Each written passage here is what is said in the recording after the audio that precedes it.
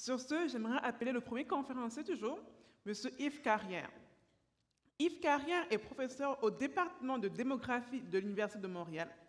Il a occupé des postes de professeur et de chercheur tant dans le milieu universitaire qu'au gouvernement fédéral.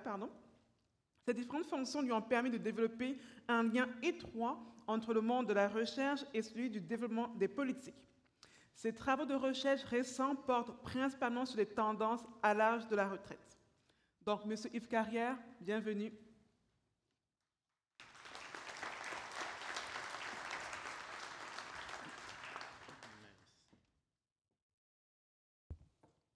Bonjour à toutes et à tous. D'abord, je voudrais remercier François et toute l'équipe qui a organisé ce sommet sur la retraite, qui est un événement, je pense, important. Et je les remercie beaucoup de m'avoir invité à présenter. Ce qu'on m'a demandé de présenter en 20 minutes, c'est le contexte démographique et dans quel contexte les gens prendraient leur retraite en 2040. En 20 minutes, je dois vous avouer que j'ai dû faire des choix. Et à chaque fois que je regarde ma présentation, je me dis qu'il y a des choix que je n'aurais pas dû faire et d'autres que j'aurais. Donc, mais vous êtes pris avec ce que j'ai envoyé hier soir. Donc, j'espère que ma présentation ne sera pas trop répugnante, pour prendre les mots de François. Et évidemment, quand on demande à un démographe de venir présenter, il va y avoir des graphiques et des chiffres. Okay? Donc, heureusement, j'espère que vous n'avez pas eu un gros déjeuner, ça ne fera pas trop d'indigestion pour vous. Donc, voilà, je vais commencer. En 2040, c'est loin ça pour mes lunettes, les baby boomers seront âgés entre 75 et 95 ans. Il faut bien parler des baby boomers encore, ne seront pas tous décédés en 2040. Probablement plusieurs seront en perte d'autonomie relativement sévère, avec des besoins là, plus ou moins importants en maintien à domicile. C'est important de garder ça en tête, je vais en parler plus tard. Ils ont peu d'enfants et ces derniers seront, pour plusieurs, les travailleurs de 60 ans et plus au seuil de la retraite. Quel sera le contexte démographique? Ça, on peut assez bien le prévoir, mais je dois vous dire qu'on a quand même une marge d'erreur qui peut être relativement importante. Comment les personnes qui passeront à la retraite en 2040, c'est-à-dire celles qui sont nées dans les années 70, pourraient-elles se comparer, et là on fait de la spéculation, aux retraités, ceux qui ont pris leur retraite au cours des dernières années. Donc c'est le mandat qu'on m'a donné et j'espère que je ne me tromperai pas trop. Dans 20 ans, vous me réinviterez et on verra jusqu'à quel point je me suis trompé. Donc, je vais commencer par un bref contexte démographique. L'évolution de la population par grand groupe d'âge au Québec, là, je fais la période 1971 à 2061. Les barres pointillées, c'est la période qui nous intéresse aujourd'hui, 2020-2040. Alors, ce qu'on voit, les 0-14 ans, en fait, il n'y aura pas de croissance dans le groupe d'âge de 0-14 ans. En tout cas, on ne peut pas prévoir. Il faudrait que la fécondité soit beaucoup plus élevée que ce qu'on observe depuis déjà 20 ou 30 ans. Pour les personnes de 15-64 ans, qu'on définit très souvent comme les personnes en âge de travailler, on voit il y a eu une augmentation assez importante au cours des années passées. Dans le futur, on ne prévoit pas d'augmentation particulièrement importante. Il va y avoir même une légère baisse jusqu'en 2030. Par la suite, il va y avoir une petite reprise, mais rien d'aussi important qu'on a connu dans le passé avec l'arrivée des baby boomers dans ce groupe d'âge-là. Et le groupe, évidemment, qui va croître le plus, c'est les personnes de 65 ans et plus. Donc, une importante augmentation du groupe, donc un vieillissement de la population. On en parle depuis déjà assez longtemps. Alors, si je m'intéresse plus particulièrement aux personnes de 65 ans et plus, ce que vous voyez, c'est l'augmentation de l'effectif de cette tranche d'âge dans la population. Vous voyez qu'en 2020 et 2040, il y a encore une augmentation extrêmement importante. C'est des cohortes très nombreuses de baby boomers qui arrivent dans les âges à 65 ans. À peu près la moitié des baby boomers qui sont arrivés à 65 ans. Et l'autre moitié va arriver au même âge dans les prochaines années. Donc, une augmentation importante. Jusqu'en 2031, en 2031, tous les baby boomers seront âgés d'au moins 65 ans. Mais comme vous pouvez voir sur la graphique, ce n'est pas parce que tous les baby boomers auront atteint 65 ans que tout d'un coup, l'effectif des 65 ans et plus va diminuer. Il va continuer à augmenter. c'est des fois une fausse idée qu'on a. Une fois, quand les baby boomers seront tous décédés, le nombre de personnes âgées de 65 ans et plus va diminuer. Ce n'est pas le cas. Quand on parle de vieillissement de la population, on ne parle pas de l'effectif, mais bien de la proportion des personnes âgées de 65 ans et plus. La courbe vous montre la proportion, l'évolution de la proportion de 1961 jusqu'en 2066, les projections de l'Institut de la statistique du Québec. La période, vous voyez que pour la période 2020-2040, c'est une forte augmentation. Par la suite, il y a une stabilisation. Il n'y a pas une diminution. La proportion va continuer à augmenter, mais de façon relativement beaucoup plus faible que dans le passé, pour atteindre autour de 26-28 % de la population âgée de 65 ans et plus. Est-ce qu'on va arrêter de parler du vieillissement de la population? Vous êtes probablement bien tanné d'entendre parler. On n'arrêtera pas d'en parler pour autant parce que ce qu'on va remarquer, c'est que ça va être l'effectif des 80 ans et plus qui va augmenter parce que les baby boomers vont arriver à l'âge de 80 ans et on va observer une très forte augmentation de l'effectif qui va passer d'ici 2040 de 426 000 à presque 1 million. Donc, un doublement de l'effectif des personnes de 80 ans et plus. Et ils vont, en proportion, ils vont passer de 5 % de la population aujourd'hui à 10 % de la population. Donc, on va continuer à parler du vieillissement de la population, que vous le vouliez ou non. 95 % de ces personnes âgées de 80 ans et plus seront des baby boomers.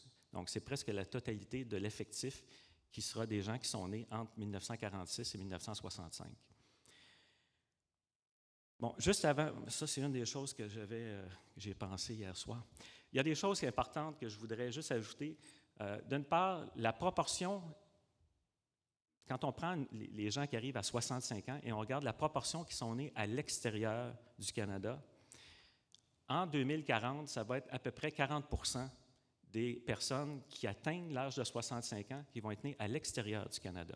Pourquoi c'est important? Parce que les immigrants prennent leur retraite habituellement 1 année et demie à 2 ans plus tard que les Canadiens de naissance pour de très bonnes raisons. Souvent, ils arrivent ici à 30-35 ans. Leur épargne ne sert pas à la retraite, elle sert à essayer de se trouver un emploi. Donc, c'est des gens qui quittent un pays. Ça coûte de l'argent de quitter un pays. Donc, c'est des gens qui prennent leur retraite plus tard et c'est quelque chose dont il faut se rappeler. Une autre chose, c'est que la proportion, le vieillissement de la main-d'œuvre, on l'a connu au cours des dernières années et ça va rester stable. Donc, les personnes âgées entre 50 et 69 ans vont représenter à peu près 40 % de l'effectif des 20-69 ans. Donc, la main-d'œuvre, des têtes grises, on en voit beaucoup. On va en voir beaucoup pour le reste, en tout cas, juste que je pourrais faire des projections sur 70 ans, puis on va toujours encore avoir la même proportion, autour de 40 % de personnes âgées de 50-69 ans parmi le groupe qu'on définit comme les personnes en âge de travailler.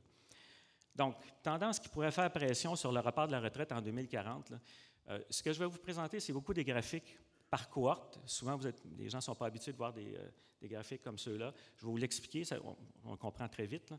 Et ce qui permet de comparer des gens au même âge, donc des gens qui sont nés dans les années 50 versus des personnes qui sont nées dans les années 70, et de comparer au même âge où elles sont rendues.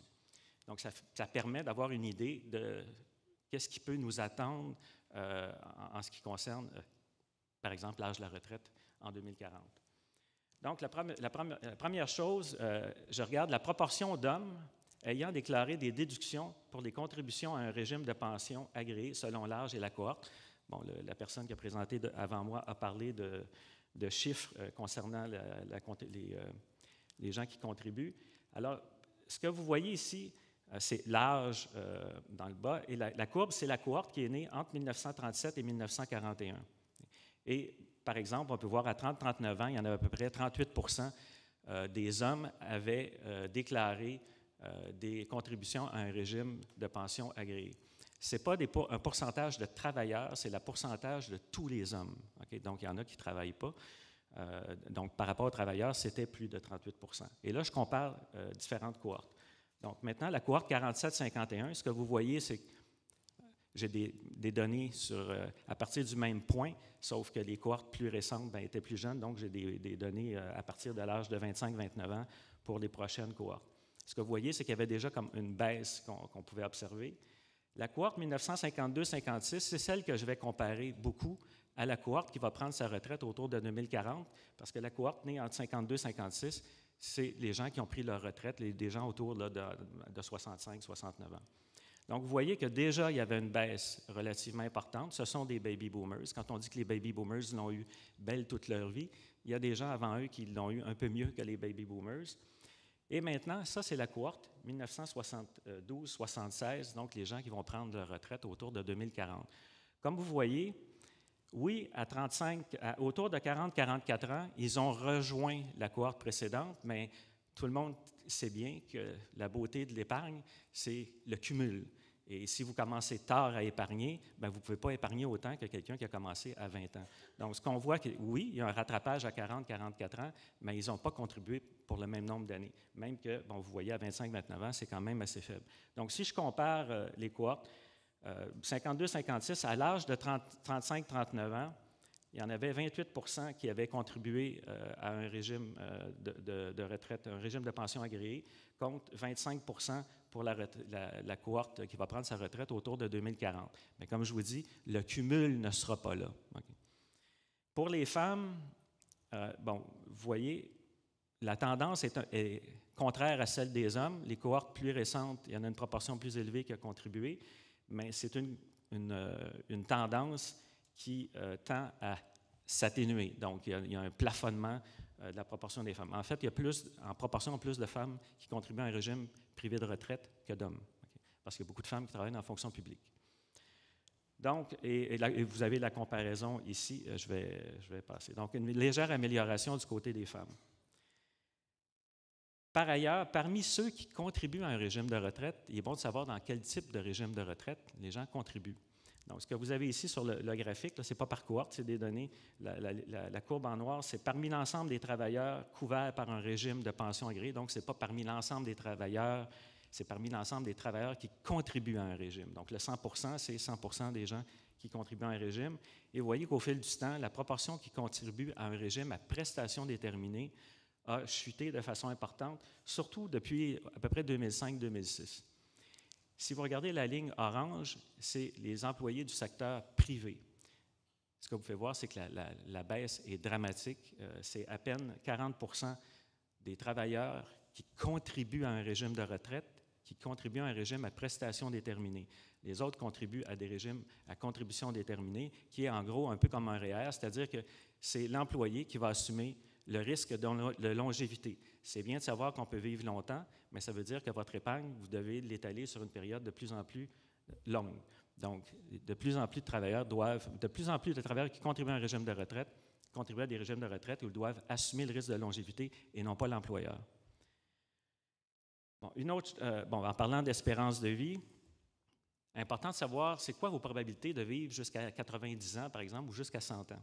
Ce que vous avez ici, c'est par cohorte, la probabilité d'atteindre l'âge de 90 ans ou l'âge de 100 ans, dépendamment de la cohorte. Là, ici, j'ai la cohorte 1935, 1945, 1955 et 1975. 55, c'est les gens qui prennent leur retraite à peu près aujourd'hui. 75, c'est les gens qui vont prendre leur retraite à peu près en 2040.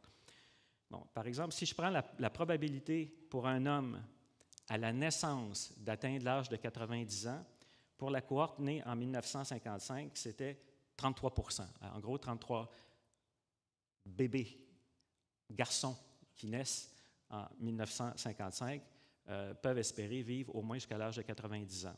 Chez les femmes, c'est 45 % des femmes qui naissent la même année. Pour la cohorte qui est née en 1975, c'est 41 % chez les hommes et 52 % chez les femmes. Donc, une femme sur deux. Et en fait, une femme sur 10 née en 1975 devrait être capable de vivre jusqu'à l'âge de 100 ans.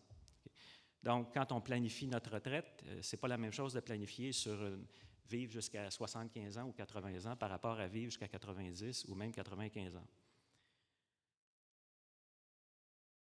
Bon, j'ai parlé tantôt du fait que les baby boomers auront atteint, seront dans le groupe d'âge les 80 ans et plus en 2040. On avait fait il y a quelques années, on a travaillé là-dessus sur des projections sur le nombre de travailleurs qui pourraient potentiellement avoir un conjoint ou une conjointe ou un parent en perte d'autonomie, mais d'autonomie modérée à sévère, donc quelqu'un qui a besoin d'aide dans la vie quotidienne. Alors, ce que vous voyez ici, c'est l'évolution de cet effectif-là de 2018 à 2000. On a fait des projections jusqu'en 2050. J'ai mis la barre bleue, c'est les personnes qui ont pris leur retraite, les travailleurs qui ont pris leur retraite récemment. Et la barre orange, c'est 2040, donc les retraités, les nouveaux retraités en 2040. Vous voyez l'effectif de travailleurs, ça c'est pour le Canada, de travailleurs qui potentiellement, compte tenu des tendances sur l'incapacité, par exemple, par âge, et sur les taux d'activité d'ailleurs. Cette projection-là est faite avec des taux d'activité qui étaient observés en 2017. Bon, on demande beaucoup aux travailleurs de rester de plus en plus longtemps sur le marché du travail. Si on a des tendances observées en 1995 et 2015 par rapport à la hausse des taux d'activité chez les 50 ans et plus, on ajoute 260 000 travailleurs qui potentiellement pourraient être appelés à être proches aidants pour leur conjoint, conjointe ou un parent en perte d'autonomie. Donc ça aussi, il faut en tenir compte parce qu'on demande aux gens de travailler plus longtemps et on leur demande aussi de jouer le rôle de proche aidant. Bien, il va en avoir de plus en plus et plus on demande aux gens de travailler longtemps, bien, plus il y a des chances que ça vous arrive. Bon, d'autres tendances qu'on pourrait noter, la contribution à des REER, effectivement, les gens contribuent beaucoup plus à des REER, des gens qui sont nés en 1975 par rapport à ceux qui sont nés en 1955. Ce n'est pas parce que vous êtes meilleur à épargner, c'est tout simplement que les REER, le véritable avantage à investir dans des REER, c'est depuis les années 90, donc les gens qui étaient nés en 1945, qui avaient à l'âge de 20 ans, ne mettaient pas de l'argent dans leur REER. Maintenant, on le voit plus. Donc, il y a une tendance à la hausse. Qui plafonne d'ailleurs. J'avais un graphique par cohorte, mais je n'ai pas le temps de vous le présenter. Mais ce qui est important de noter aussi, c'est qu'on fait souvent l'équation, le REER, épargne-retraite. Il y a beaucoup d'épargnants qui retirent le REER bien avant l'âge de la retraite et qui ne remettent pas l'argent dans le REER. Donc, ça aussi, il faut en tenir compte. L'endettement, les gens sont de plus en plus endettés. Le groupe d'âge qui s'endette, où la dette augmente le plus rapidement, c'est chez les personnes de 60 ans et plus. Les taux de rendement, je fais abstraction de cette année. Ça fait longtemps que j'ai ça sur ma diapo. Aujourd'hui, évidemment, c'est assez dramatique comme taux de rendement, mais quand les taux de rendement ne sont pas ce qu'ils ont été dans le passé. Pénurie de main-d'œuvre, on peut penser que ça pourrait avoir un peu des incitatifs pour essayer de garder les travailleurs vieillissants sur le marché du travail. Alors, si je fais le bilan des tendances et j'essaie de dire qu'est-ce qui va arriver dans le futur, alors, quand vous avez une flèche qui monte, ça veut dire que la pression pour demeurer sur le marché du travail plus longtemps augmente. Donc, par rapport à la proportion de contribuants à un régime de pension agréé à 30, 35, 39 ans, la pression, et là, je compare la cohorte 52-56 par rapport à la cohorte 47-51 et la cohorte 72-76 par rapport à la cohorte 52-56. Et on s'en va toujours dans le même sens, c'est-à-dire il y a de plus en plus de pression pour repousser sa retraite. Les régimes à contribution déterminée versus prestations déterminées, là encore, on a une pression à la hausse pour que les travailleurs demeurent plus longtemps sur le marché du travail. Pour les REER, on peut penser que c'est une légère pression à la baisse. Il y a une pression à la baisse, là où je dis une pression plutôt modérée, c'est quand je vous disais qu'il y a une bonne partie, il y a beaucoup de REER qui sont retirés avant la retraite. L'espérance de vie qui augmente, c'est une bonne nouvelle, mais ça veut dire qu'il faut planifier en fonction d'une espérance beaucoup plus élevée, ce qui peut pousser des gens à rester sur le marché du travail plus longtemps. Le rôle de proche aidant, ça, on ne sait pas trop comment ça va jouer parce que ça peut soit vous inciter à prendre votre retraite parce que vous devez vous occuper de quelqu'un, sauf que si vous le faites à l'âge de 55 ans puis vous le faites pendant 3 ans, bien, vous allez peut-être retourner sur le marché du travail par la suite parce que vous n'avez pas eu le temps de planifier votre retraite de façon conséquente. Donc, ça va être quoi l'effet net de ça? C'est difficile à prédire. Par rapport à la Régie des rentes du Québec et la pension de la sécurité de la vieillesse, j'ai fait, pour la cohorte 52-56 par rapport à la précédente, il n'y a pas vraiment de changement. Mais par rapport à la cohorte qui va prendre sa retraite dans 20 ans, pour la Régie des rentes du Québec, il y a eu une bonification. Donc, on peut penser que ça va être un incitatif peut-être à prendre sa retraite plus tôt. Par ailleurs, la pension de la sécurité de vieillesse, je ne vais pas rentrer dans les détails, mais ceux qui connaissent le régime, vous savez que la valorisation de la pension, elle est faite en fonction des prix et non pas en fonction des salaires. Donc, en gros, les gens vont avoir à peu près la même chose, le même montant, sauf qu'ils vont avoir plus d'Arigie des rentes du Québec par rapport à leur revenu de travail, mais ils vont avoir moins par rapport à la sécurité de la vieillesse. Au total, ça va donner à peu près la même chose, sauf que vous allez financer votre retraite. Avec la sécurité de la vieillesse, on le finance plus ou moins parce qu'on n'est pas obligé de travailler et de contribuer pour avoir droit à la sécurité de la vieillesse. Autre facteur, on verra comment ça pourra aller, dans quel sens ça pourra aller, mais je prévois qu'il y aura des pressions à la hausse pour rester sur le marché du travail plus longtemps. Donc, en comparaison de la cohorte qui a récemment atteint 65-69 ans, il semble probable que la cohorte qui atteindra le même groupe d'âge en 2041 devra poursuivre la tendance vers le report de la retraite. En fait, c'est un choix. Vous pouvez prendre votre retraite plus tôt, mais diminuer votre niveau de vie à la retraite, ou vous diminuez votre niveau de vie lorsque vous travaillez pour épargner davantage et pouvoir prendre votre retraite plus tôt. Donc, c'est un choix que les travailleurs vont avoir à faire. On avait fait des projections sur l'âge à la retraite par cohorte. Donc, vous voyez, les données, ce que vous voyez sur les graphiques, en gros, là, c'est des données observées, un peu de projection, mais en gros, c'est ce qui a été observé. Pour la cohorte qui est née en 1949, chez les hommes, la retraite se fait un peu plus à 64-65 ans. Et quand on fait des projections, jusqu'à la cohorte 1966, donc je ne me suis pas rendu jusqu'à la cohorte qui est née en 1975, avec différents scénarios, un à taux de retraite constant, on voit quand même une légère hausse de l'âge à la retraite. Et si on applique les tendances qui ont été observées dans les 20 dernières années, chez les femmes, on atteindrait l'âge de 66 ans, chez les hommes, 67 ans.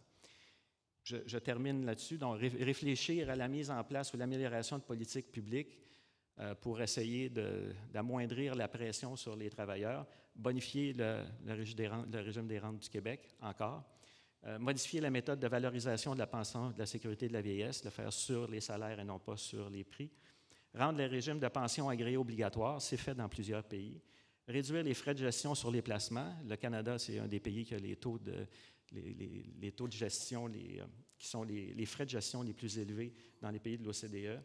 Les politiques de maintien à domicile, ça risque d'être important.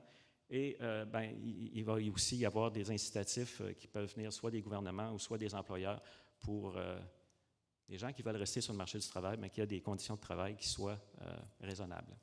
Voilà.